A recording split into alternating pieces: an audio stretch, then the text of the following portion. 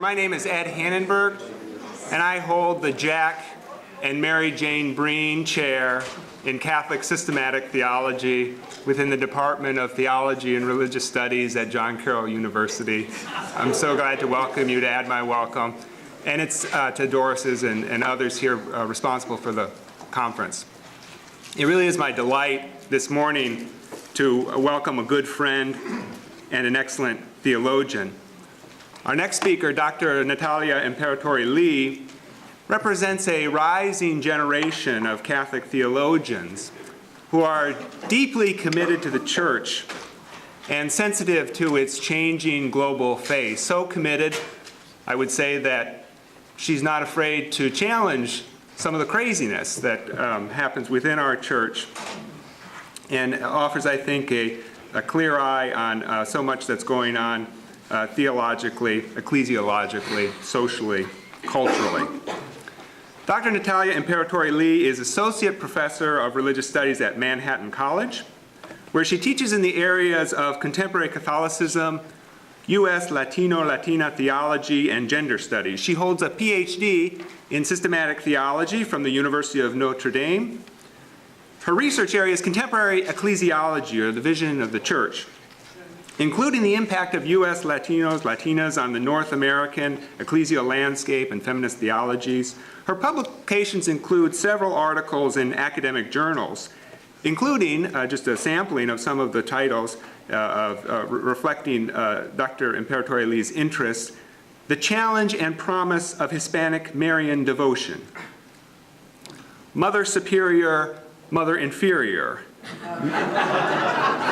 Mary in the Thought of Hans Urs von Balthasar, Hombres, Hembras, Hombres, Narration, Correction, and the Work of Ecclesiology, Sin, Intimacy, and the Genuine Face of the Church. She is currently working on a book for Orbis Press on the importance of narrative in Catholic ecclesiology. Her topic this morning is the Papacy 2014, Fame, Francis, and the Future of the Global Church. Please join me in welcoming Dr. Natalia Imperitori-Lee.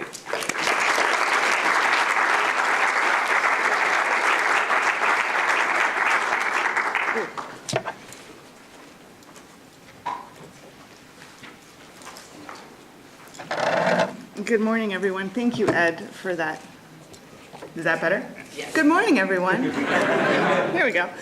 Thank you, Ed, for that very kind introduction, and thank you, Doris, for the invitation. I felt so welcome here. This is my first trip to Cleveland, and it's so beautiful. That wasn't a joke. I really do think it's beautiful. And I feel very welcome at John Carroll. I see a Notre Dame mug. I see a Notre Dame jacket. I see Notre Dame colleagues. I feel like I'm sort of back home in a way. It's kind of cool, so go Irish. I am delighted to be here this morning to offer my thoughts on this first whirlwind year of Jorge Mario Bergoglio's tenure as the Bishop of Rome. I like the idea of this being the toddlerhood of his papacy. Having survived toddlerhood twice in my own children, I think this is a fun image as we think about where we are. You know, anything can happen at this point 1 year in. Not unlike having a 1-year-old. Right? They're mobile, they're scary, they fall a lot. Nothing good happens. I received the news of his election. I saw the white smoke when I was teaching, ironically, my Vatican II course at Manhattan College. I had the podium computer on CNN.com, but I wasn't projecting it. It was just sort of there in the corner of my eye, and I was, walking around lecturing, doing my thing, and all of a sudden I look over, and I see the white smoke, and everything broke loose in the classroom, and I stopped what I was doing, and the students were delighted. Probably more because I had stopped talking than because of the new Pope, but nevertheless, everyone was very happy. Later that day, we caught a glimpse of Pope Francis for the first time, and I thought, ooh, a Latin American. I sort of cheered, but at the same time I felt really guarded, right? He's an old Argentinian male. How good was this going to be? Would it be more of the same, right? It was a genuine concern. I was worried about more of the same. And I was, I think, pretty much wrong on that angle, right? If nothing else, this year has not been more of the same, right?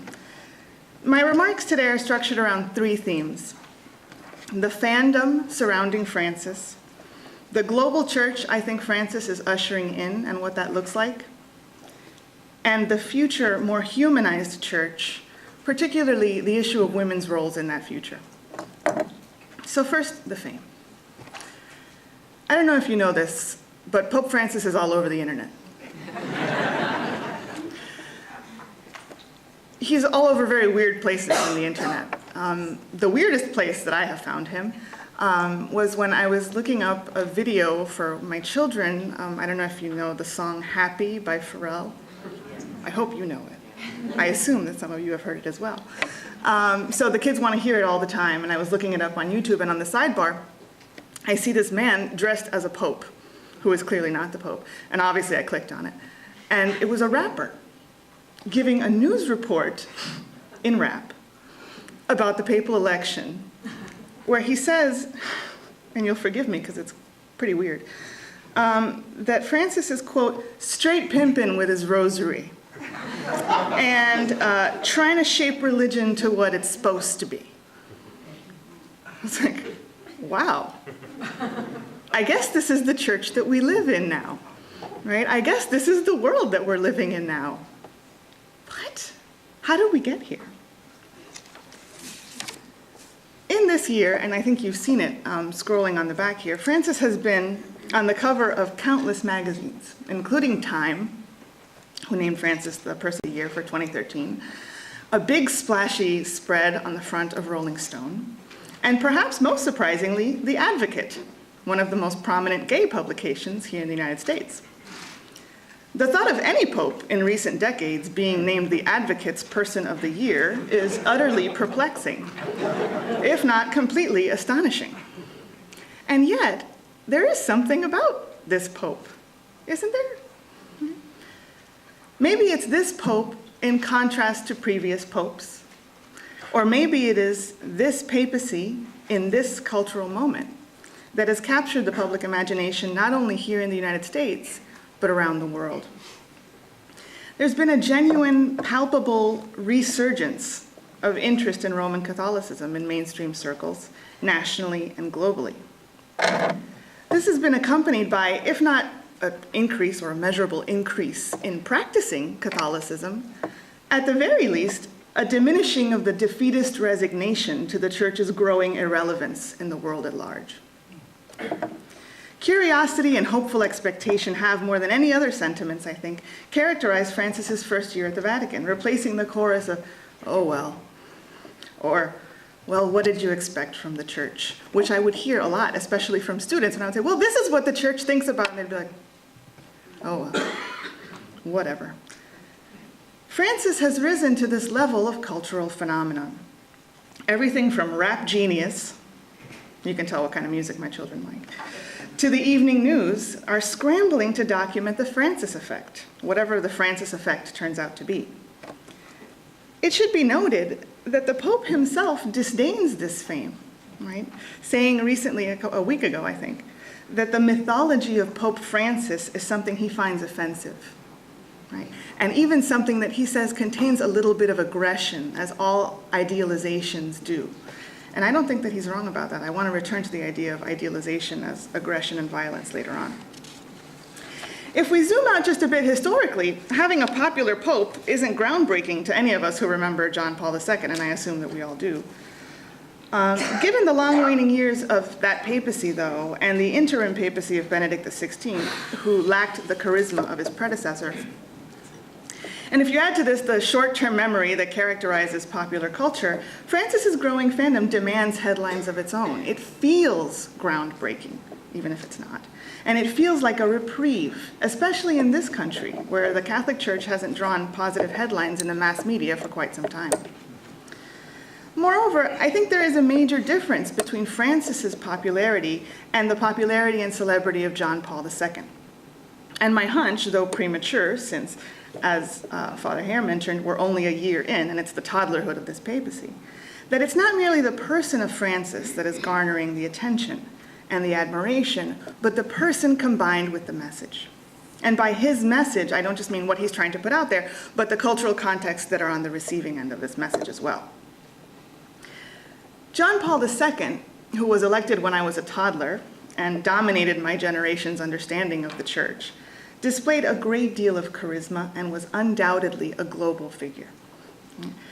He broke down barriers in terms of how people saw the Bishop of Rome. I remember one of the first memories I have of the Pope is the picture of him skiing, and how crazy my mother, who was from Cuba, thought that was. Right? Not just because he was skiing at all, but that the Pope should ski. Right? And what would he wear? And it was so crazy. Did you see this picture? He traveled everywhere. We saw him in Miami. I saw him in Denver. He expanded the horizons of the papacy beyond this European confines in terms of his presence. With the help of the rapidly accelerating role of the media in public life and the ease and accessibility of traveling long distances, John Paul conducted his papacy on a world stage, and he enjoyed much of the celebrity that went along with that global image. It was, in many cases, the first time people experienced the Pope as a dominant figure in the church, instead of as the court of last resort. And some crankier ecclesial history types like to recall that 100 years ago, most Catholics didn't even know the Pope's name. And many only sort of knew the bishop's name. And now the roles have clearly reversed. The papacy is an office with the sort of news coverage afforded not just a monarch, but a monarch with subjects all over the world. Don't tell Cardinal Dolan, but a lot of my students don't know his name. But everybody knows Pope Francis's name now. The celebrity of office, though, is not what I suspect is going on with Francis, though undoubtedly he's very much a celebrity. It's not just his person that gets attention, the Francis as a pope, but also the way he is refocusing Catholicism away from the rigid culture war battles that had grown stale in this country, especially among the youth, and toward what is perceived to be a simpler evangelical message of a poor church for the poor. Right? It's easy to say, it's easy to visualize, even if it is not easy to implement. Cardinal Casper noted just a month into Francis's papacy last year that the new pope seemed to be ushering in a second phase of the reception of Vatican II. And theologians like Massimo Fagioli have echoed this, calling Francis the first pope for whom the council is a given and not a contested reality.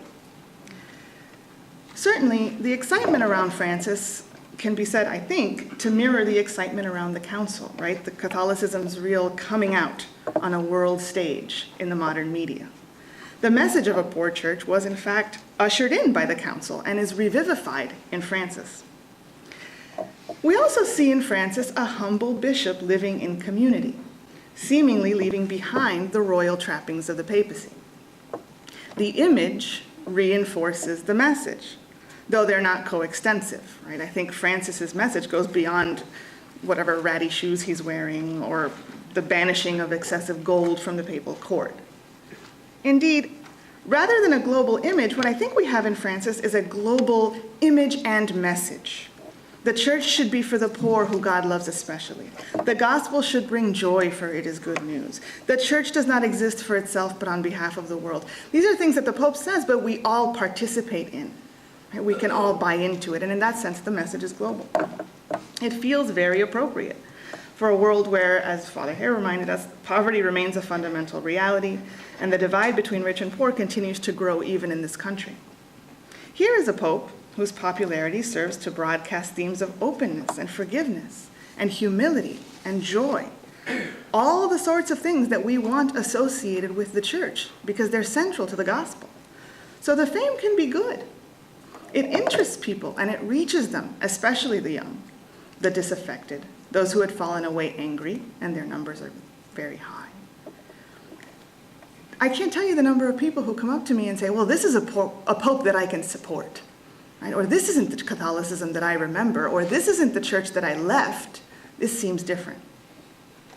Piquing interest, putting out humility and openness, these are the ways in which Francis's popularity work, I think, in concert with the gospel.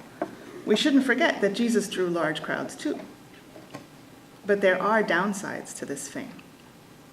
Fame is fickle and shallow and transient. More importantly, fame is not a conduit for nuance. Now that the media is such a force in our world, we seem to prioritize perception over substance, right? That seems to be a characteristic of the way that we operate in society. And we shouldn't forget that along with a pope who's eager to meet the crowds and who eschews the enclosed car in favor of an encounter with the people, we have a team in charge of public relations who photograph and broadcast this image to the world. So we should be cautious. Image and message are both being crafted, especially in this country, but I think everywhere, to some extent by what is thought to be popular or by what an audience is perceived to want. This is why here in the States, stories about Catholicism tend to feature culture war issues, usually sexual ones. Right? Whenever you read about the Catholic Church, it's like, and this is what the Pope said about abortion. Or the Pope didn't say anything about abortion, as if he had sat somewhere and not talked. Or this is what the Pope didn't say about women, as if he hadn't said, 5,000 words on the economy. Right? Because that's the sort of package of Catholicism that we like. And stories about him tend to reflect our love for charismatic figures, right? We love heroes here in the United States. We love a hero. I'm just not sure that we need a hero in charge of the church. Another caution, and I don't mean to be a Debbie Downer, I promise this gets happier. Public relations and public life, as I said, are not friendly to nuanced positions, and theological positions, because they're reflections on the gospel, grounded in a varied and centuries-long tradition, cannot be reduced to a soundbite. So we hear things like, who am I to judge? And in our infotainment culture, we don't hear it, right? We're hearing it and hearing it and hearing it and hearing it over and over for weeks. We don't hear the context that preceded it, the words that follow it, the tone inflected in it. So it's good for us to be careful that our hope and our excitement, if indeed we have that, aren't filling in the blanks that get left out when a news outlet latches on to a particularly felicitous phrase. There's always more going on. There's always more to it. And it's incumbent on us to ground our excitement in the full picture and not the viral snippet. So to sum up this first point, Francis is not the first celebrity pope, but he's nevertheless a pope who combines image and message in refreshing ways. Rather than a global figure with a Eurocentric, centralized vision of the church, as John Paul II had, what Francis projects is a charismatic populist message that is reinforced by his popular style. And it's backed up by policies that seem to give heft to his decentering of the hierarchy, a little bit, and overall horizontalizing and humanizing ecclesial impetus. This impetus comes about through Francis's global identity and his hermeneutic of encounter. And I want to move now to the global identity. So I titled, this is a lot of words, but this section is entitled Multifaceted Globality. The Church as Polyhedron. I know, right? It's weird. After the Second Vatican Council, Karl Rahner theorized that church history could be divided into three eras. The era of Jewish Christianity, the era of Hellenistic or Euro-American and Euro-American Christianity, and the world church. The first, Jewish Christianity, lasted for only about the first 100 years. The second lasted up until the Second Vatican Council, and the world church was being ushered in at Vatican II. In many ways, this was true, right? The participation of bishops native to all parts of the globe, or many parts of the globe, not European bishops who had been sent to the mission territories, but people who had been born and raised in different cultures, their participation at the council signaled a new thing, new voices, and also the level of participation, right? Thousands of bishops instead of hundreds of bishops, also signaled that there was something different going on in 1962 to 1965. But historical eras, as we know, are notoriously fuzzy. It's not like we can say that one Catholicism ended in 1965 and then a new Catholicism started in 1966. If we take Fagioli's insight that for Francis, the council is not a contested reality but a given, we might look at this papacy as ushering in a new phase of the world church, Perhaps the way we think of it here in the States, right? There was the election, and then some months later there's the inauguration. Maybe this is the inauguration of the World Church, and that there were 50 years in between is something that is how the church moves, right? Not that quickly, but nevertheless it moves. The global reality Francis is bringing about may not even be intentional. It might be a product of his own identity as a citizen of the global South and as a child of immigrants. Right? His parents immigrated to Argentina from Italy. As a bicultural person, and all immigrants and their children, and sometimes also their grandchildren, tend to be bicultural, Francis would be accustomed to moving between cultures while retaining some sort of identity. And this, I believe, is a crucial building block of the world church. So let's start small, with Francis's Argentinian nationality. There have been several times in this papacy where Pope Francis has said something, and I said, boy, that sounds like someone from Argentina. I see it in two small ways and one very significant one. The small ones are his focus on the destructive power of gossip and the highlighting of the importance to not discard the elderly. In each of these, I hear an echo of Latin American culture. Now, these ideas aren't, of course, exclusive to one culture, but it's what I hear when I hear it.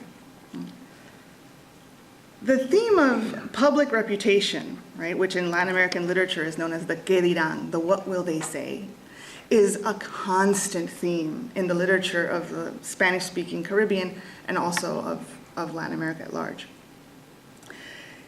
Cultures tend to be reputation-driven. Right? And the power of gossip to destroy a person or a family, it might seem like a strange thing to be returning to, right? Why does he keep talking about gossip? What a strange thing for the Pope to say. And yet, when you think about Argentinian history and its dirty war, and its government disappearing people based on their rumors of their complicity with communism, you see that the focus on gossip doesn't really come from nowhere, right? And it's not really trivial.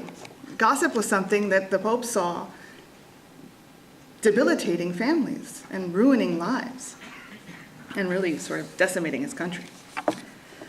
A second emphasis I hear from Francis that I don't hear as often in the past is the key role of the elderly, as Father Hare brought up, and the need to move away from a view that discards old people.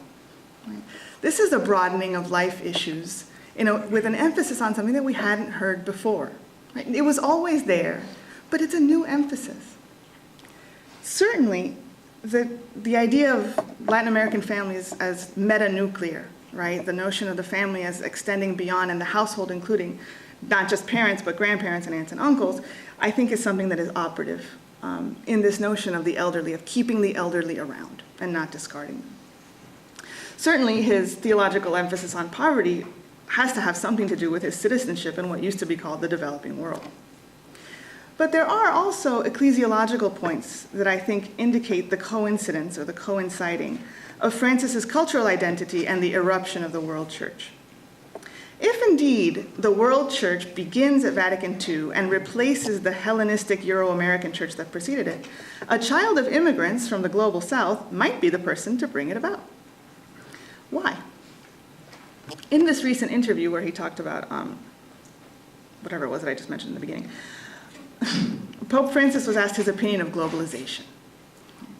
And his words were very telling, I think. He said, while economic globalization aims for a smooth sphere where each is equidistant from the center, the church envisions globalization as a polyhedron. You know what a polyhedron is?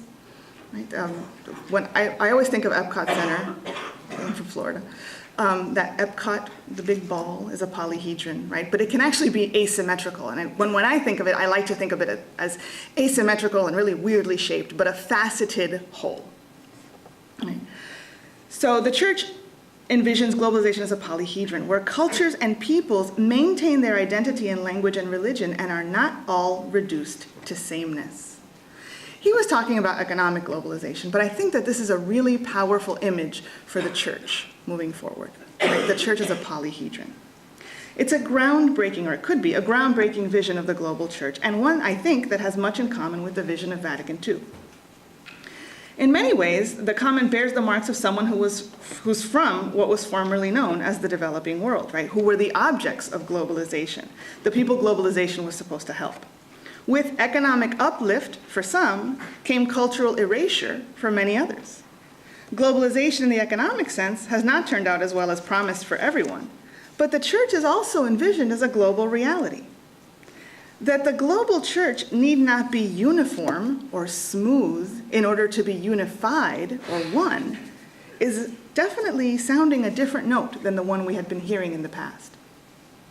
This is decidedly different, for example, from the smaller, purer church that we heard echoed in the papacy of Benedict XVI. This global polyhedron image is what I think Francis's global church might look like.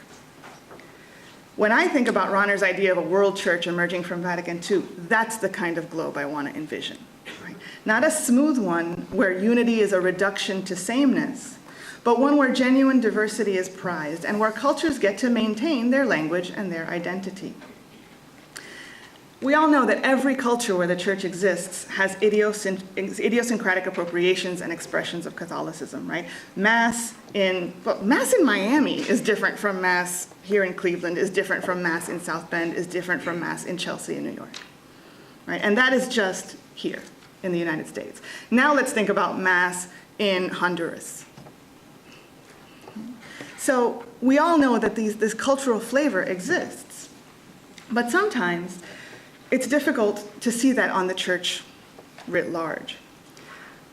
One moment where this reality came into relief for me happened a few months ago when Cardinal Oscar Rodriguez Maradiaga of Honduras replied or was talking about the CDF under Mueller, and he said it was too Germanic. And that cracked me up, mostly because I've heard a lot of Latin American and Latino theologians talk about the Germanic church, right? In this like really derisive tone. And basically they mean, being uptight. Right? And that's just too Germanic, right? Or too Nordic, right? Meaning completely foreign, weird, and definitely rule-bound in a way that makes us very uncomfortable, right? And so, when Maradiaga says the word too Germanic, I was like, I think here in the United States, we can tend to have this kind of semi-rigid Germanic idea of what the church is. Let me give you an example. I teach in New York City, and the majority of my students who still identify as Catholic, which is a decreasing number, but nevertheless, the ones who still identify, even culturally, come from Irish or Italian backgrounds. The Irish Catholicism is particularly persistent. And I think it's my favorite example of a cultural Catholicism that gets confused for just Catholicism, right? Or objective Catholicism. My students who identify with this sort of religiosity, and I make everyone, when I teach Latino theology, I make everyone do this sort of cultural analysis of themselves, and how do you experience Catholicism, and where do you see the church happening, and stuff like that. And the Irish kids tend to have the same ideas, right? The church is a rule-bound phenomenon, right? With obligations. Right? You're obliged to go to church on Sunday and to go to confession and to abstain from meat during Fridays in Lent. For them, this is what it means to be Catholic, these markers.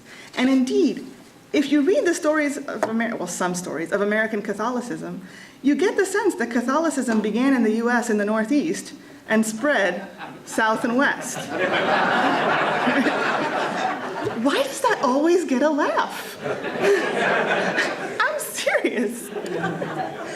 So the Latin American cultures where Catholicism and Spanish imperialism functioned as one colonial force have a very different relationship to the church. At once, it's closer, right? It's ingrained in the cultural mitochondria, but it's also highly suspicious, right? If the church and the government are working together and the government is repressive, you're not really signing on 100% to the church either, right? There's a hearty anti-clerical streak in Latin American and Latino Catholicism that I don't even think gets play in the US media, right? I think Hispanic Catholics especially are often portrayed as this sort of compliant, observant, pious group, leaving out this very real suspicion. This colonial blend of Iberian Baroque Catholicism and indigenous enslaved cultures colonized the American West and Southwest with a Catholicism that is quite different, though no less American than the kind in the Northeast, right? Or the kind that predominates in the news. The historical relationship to colonization breeds, I think, a different approach within Catholicism, but not one that's less authentically Catholic. Right? It is not a wrong Catholicism or a lesser Catholicism. It is a different Catholicism, a different facet on the polyhedron. Think of how often this Pope has spoken out against clericalism and the ways in which his own persona projects this humble, anti-clericalist attitude. Maybe even more than the emphasis on gossip and family, that projects to me the kind of Latin American Catholicism with which I'm most familiar. Right? And it's through this allergy to clericalism that I think Pope Francis is projecting his most Latin American Catholicism onto a church that he hopes to decentralize and to make more global in outlook, style, and ecclesiology. An important reminder, the global reality of the church means that the majority of Catholics are not operating in a Euro-American context or culture, though we, here in the States, are. Thus, it's very likely that we will experience this globalization as a decentering and destabling exercise, and our vision of the church might cease to be the dominant one. Right? This is the risk of being part of a global church. Francis's globalization aims to decenter the church bureaucratically, I think, and horizontalize the hierarchy, even a bit, by sharing power and by including more non-European voices. So we see this in his appointment of the group of 8 cardinal advisors from outside the Curia. Right? We see this in the first 19 cardinals he created, featuring men from Haiti and Burkina Faso. 9 of the 19 are non-European. His disdain for clericalism is evident. He clearly doesn't want his office to be any more exceptional than necessary. We see this every time he says that he's just the Bishop of Rome. He advised the new cardinals that their red berettas did not signify a promotion. Now, why would you say that unless you thought somebody needed to hear it? He seems to disdain careerism of every sort. He emphasizes things that other popes did not. He does not talk as much about secularism and relativism. We don't hear a lot of the culture of life and the culture of death. Instead, he talks about the danger of gossip, the perils of a clerical culture turned in on itself. Maybe Francis's greatest gift to our church could be to serve as a reminder of the genuinely varied ways in which we can be fully, authentically Catholic. Unity without uniformity. A polyhedron and not a sphere.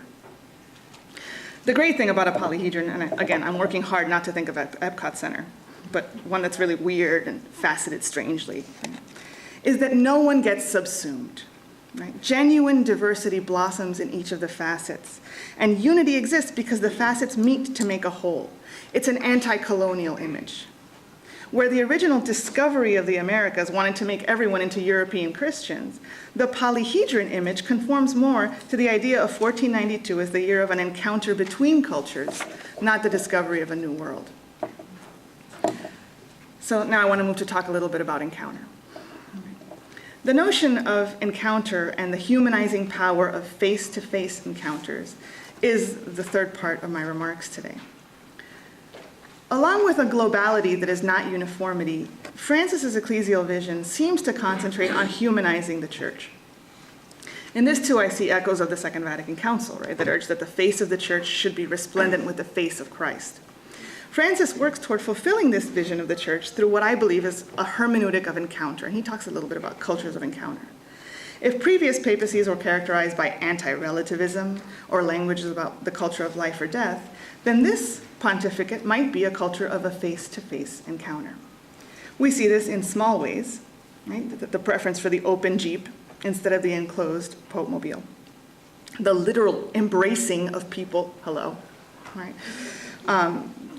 Children, sick pilgrims. There's a picture of him hugging someone every day on my Twitter account. Every morning I wake up and RNS has another picture of the Pope giving someone a hug. He has dinners and interviews and phone calls and sit-downs with everyone from Jews to widows to atheists to children. He humanizes the church because of his disarming nature and his manner of interaction. In that interview, Francis talks about this widow he has befriended. And this is my translation from the Spanish text. I called her because her son had died. And now I give her a little call once a month. And the phrase he uses in Spanish is, le pego una llamadita. In other words, it literally is like I stick a little call on her. I give her a little jingle right? It's so informal, right? Something you would say about your elderly mom. Oh, I try to give her a call once a week, right? I pop in on her, I check. And he said that he likes it because she's happy and he gets to play the priest. That's a person, right? He's such a person. His warmth and accessibility in the small moments point to the intimacy he's fostering with individuals, with the people in the plaza, with the people who write to him and he writes back. In those small ways, he makes the office of the Pope more human, and thereby he humanizes the whole church. This humility, right? I am a normal person, he has to keep saying. I'm a normal person. I eat, I sleep well, I have friends. That some of those friends are people with whom he has significant differences models the sort of culture of encounter envisioned, I think, by the Council, when in Gaudium et Spes it says that nothing that is genuinely human fails to find an echo in the hearts of Christians. Right? We're called as a church to have genuine face-to-face encounters with the other. Large gestures also exemplify Francis's culture of encounter, right? So the Pope at the feet of a young incarcerated Muslim woman last Holy Thursday, right? Washing and kissing her feet.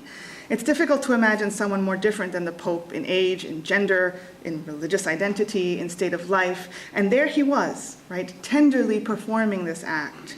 Right? It was beautiful, it was humbling to see the pontiff's face at the feet of a woman so different from him. What more could we ask of the church? Does that humble act of service embody the face of Christ in the world? I think he believes that we do the most good by meeting people where they are, and not by retreating into our own enclaves. But it goes beyond these words and gestures which some might reductionistically characterize as merely symbolic. This is an echo I'm hearing a lot in the media. His approach to the Vatican finances represents another kind of humanizing the church, in that the reforms, he demonstrates his belief that the bank is a human institution, prone to the sort of behavior which, if not sinful, at least requires oversight.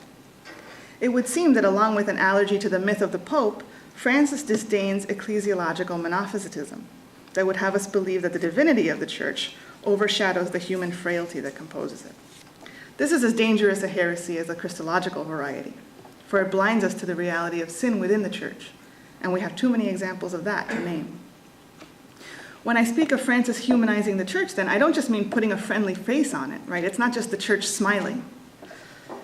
It's also recognizing the human failings and the human frailty that have always coexisted within it. So he's making us see the church as more globalized and more decentered, as well as more human.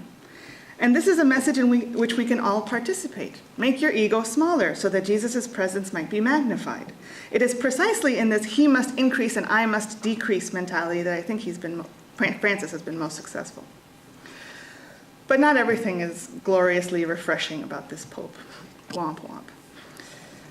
Many of my own reasons for worry are rooted in the same Latin American cultural context that gives rise to so much that's so refreshing about him. And here I'm speaking specifically of his views on women. It seems from the things that he has said about the importance of women that we can say three things. Right? Pope Francis wants women to be more involved in the church, possibly even in decision-making roles.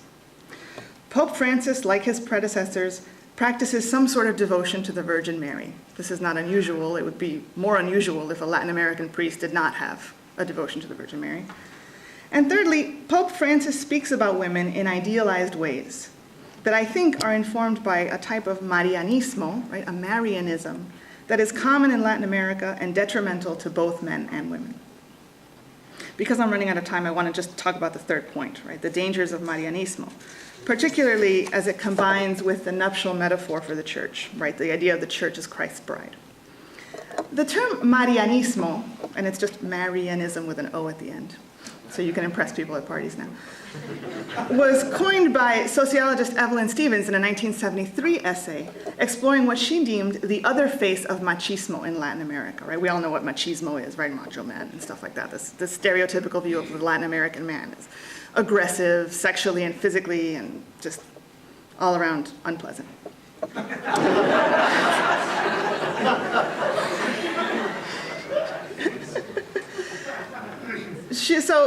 Professor Stevens wrote, quote, Latin American mestizo cultures, and they're all mestizo to some extent, from the Rio Grande to the Tierra del Fuego, right, so on the very, very top, all the way to the very, very bottom of Chile, exhibit a well-defined pattern of beliefs and behavior centered on acceptance of a stereotype of the ideal woman. And this is what is in the stereotype. It is ubiquitous in every social class, and it predicates a kind of semi-divinity, a moral superiority, and a spiritual strength of women, characterized by an infinite capacity for abnegation, humility, and sacrifice, bottomless patience toward and submission to the demands of men, and cruelty to younger women while remaining complacent to older women, as stand-ins of some sort of vestigial feminine goddess. The phenomenon of Marianismo serves to elevate women in some sense, positing their spiritual greatness and importance, while at the same time infantilizing men for their irreformable intemperance and obstinacy, and giving these unalterable imperfections a pass. Women are expected to conform to the Marianista ideal of premarital virginity and postmarital frigidity, and are, oh no, this is true. It's the ideal, and are bound to these scripted mourning rituals, right? Mourning with a U, not mourning in the AM, right?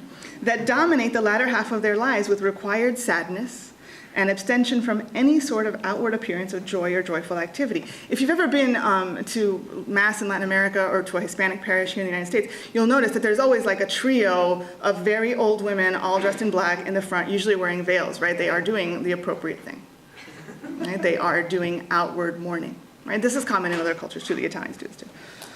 So the ideal woman in Latin America lives her life as we have constructed Mary's life, right? From virginity, through long suffering, right into the Mater Dolorosa. She accrues this semi-divine status, right, the average woman, but to maintain it, she cannot involve herself in the outside world too much because it's contaminating.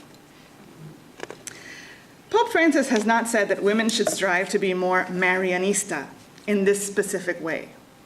But when he's asked about women and women's roles, he tends to bring up the idea of women's supreme importance, claiming, for example, that Mary was more important than the apostles when he's queried about women's ordination. He has called for a deeper theology of women, echoing John Paul II's emphasis on women's special nature. Right? There's no theology of men, and it doesn't need deepening. Why not? In Latin America, the tendency to venerate Mary as the perfect woman and mother functions to the great detriment of all other women who are barred from attaining the impossible Marian ideal of virgin motherhood, but held to an understanding of a virtuous female life as one marked by virginity, reluctance in sexuality, and then sorrowful mourning. The higher women are placed in virtue as moral authorities, as long-suffering mothers, as those who pray and repent for the sins of their husbands and fathers and sons, the more leeway is granted to men to not bother to reform their more animalistic, simple natures. See? Everybody loses. It never works out for women to be put on a pedestal. It is the sort of thing that might feel nice in the second, but really, it's to the great detriment of women and men. Now, when we hear Francis claiming that women have important roles to play that are special or different, or that women in the church must be valued, not clericalized, I hear echoes of Marianismo, women's spiritual superiority, and the danger of sullying this with the demeaning affairs of men. Right? In this case, the messiness of running the church. The pedestalizing of women as more important than men and the insistence on the femininity of the church are troubling signs for me that women are poised for little more than symbolic gains directly from this Pope. I say directly because there's only so much the Pope can do to change the fate of women in the church. Right? This is something that the church has to collaborate on. It's not something that the Pope can sign off on tomorrow. That wouldn't work. And with the enthusiasm gap that Francis seems to be stoking, though, he can do much in terms of tone and attitude. And while his attitude seems to be one of openness, the notes that he is intoning in terms of female participation sadly echo tired stereotypes that don't do much to advance the cause of women's equal humanity or women's full baptismal dignity. Which is odd, given that he admitted, as I mentioned earlier, that all idealization has some aggression, or maybe we can call it violence in it. When Francis speaks, as he did recently, about the capillary function of women, I heard it again. Women are especially important, to be sure, but aren't we all, clergy and lay alike, called to bring the lifeblood of the gospel to the periphery, as he said in The Joy of the Gospel? Why are we differentiating between vessels and gendering them? Capillaries are expendable, and they regenerate quickly. Surely this is not what the Pope meant. When Francis talks about the femininity of the church, I hear the nuptial metaphor, right? And we should, this idea of the church as the bride of Christ, right? Which functions, that metaphor, precisely because of the inequality of the bridegroom and the bride. Right? Christ and the church are not equal. And that is why Christ is the bridegroom and the church is the bride. But marriage doesn't look like that anymore, I hope. Now, spouses are equal in dignity. So maybe it's time to leave that image in the past, or at least to reformulate it in a way that mirrors the reality of the relationship between Christ and the church, which is unequal, versus the reality of marriage, which is not, or should not be. Critical to my excursus into Marianismo is to understand the full picture. That is, this is a cultural phenomenon that is largely perpetuated by women, right, who impart these values to children. And it's not to be laid at the feet of male chauvinists. Right? This is true of patriarchy generally. Right? Men are not the people who are replicating the patriarchy. Everyone is replicating the patriarchy. I took my children to see Mr. Peabody and Sherman. Anybody see that? It's good. And there's a scene where it's all historical figures, and George Washington pulls out a $1 bill, like to impress the ladies. And then Ben Franklin comes along and pulls out a $100 bill, and all the ladies go running over to him. It's like, great. What does that teach you about women, boys? Right? This sexist culture isn't going to replicate itself, right? It takes a lot of cooperation, in this case from DreamWorks. So it's not the fault of male chauvinists, and it's not the fault of Latin American male chauvinists, although there certainly are Latin American male chauvinists. It must be said, too, that this Marianista culture is not demonstrably more unjust than other patriarchal systems. So I don't want us to sit here and be like, oh, those poor Latin American women. Right? That's not the case. The wealthy women especially tend to have more leeway within the home and outside of it, in the workplace especially, because of the higher availability of cheap labor for child rearing, which is something we should talk about, too. Even in Francis's native Argentina, it has a female president, right? Something that the United States can't seem to do. So my goal is not to say that the Pope suffers from an especially damaging view of women. That's probably not the case at all. But his tendency to put women on a pedestal, to compare them to Mary, and to seek to protect them from the contamination of clericalism or some other ill that's best left to the men, has a name in Latin America. Where then does the hope lie? I think that the way forward, and what gives me hope, even though I wasn't asked to give that lecture, but I'm going to say it anyway, is precisely Francis's culture of encounter, right? The polyhedron. If he can sit down with people who are so different, and if he can share meals, then it's not out of the question to believe that in time, women might be asked to the table. The culture of encounter breeds friendship, and friendship breaks down barriers. Right? And I don't mean to sound naive, like, oh, we can all just be friends. No, this is an idea that Gustavo Gutierrez puts forth about the poor, and that Elizondo puts forth about the way of doing theology. Right? Friendship with the poor teaches you what you need to know. And often, friendship reveals that the group that we have considered other, be it the poor, or the LGBT community, or women, are neither more nor less virtuous than we are, and are as nuanced and complex in their humanity as we. In the culture of encounter, we can hope that Pope Francis might encounter some women theologians. There are lots of us. Some of whom are women religious, some of whom are lay women, some of whom are married, some of whom are mothers, others of whom are not. It is only when women are recognized as fully human and not as a special kind of human or humanity with an asterisk that our full baptismal dignity can flourish in the church.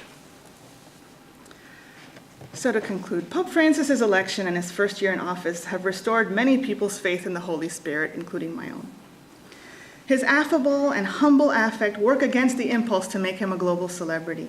He tirelessly works to shift the attention away from the person of the Pope and toward the gospel and its message, especially for the poor. Through his vision of a globalization that fosters unity and not uniformity, Francis is working to decenter the church, to curtail curial power, and to reflect, as the council wanted, the face of Christ to the world at large. The work is not finished, but the Pope is not Superman. So my hope is that we have the resolve to take up the work of encountering the other, of befriending the stranger, and of becoming good news to the poor. Thank you.